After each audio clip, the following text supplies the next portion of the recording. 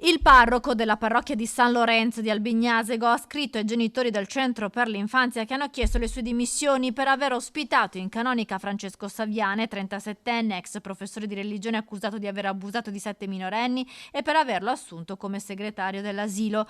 Nella lettera Don Cesare conferma quello che già l'avvocato del 37enne aveva anticipato al termine dell'interrogatorio davanti al giudice in tribunale, ovvero che Saviane in queste ore ha lasciato la canonica per un altro luogo dove rimanere agli arresti domiciliari.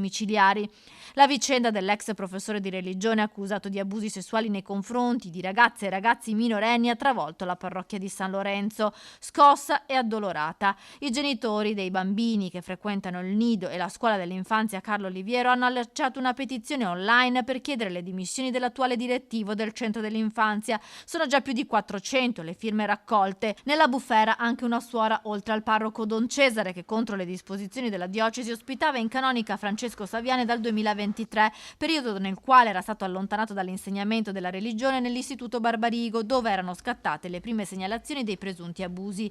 Nella petizione i genitori chiedono l'allontanamento del parroco e della suora dagli incarichi gestionali, un chiarimento ufficiale e l'attivazione di procedure a tutela dei minori.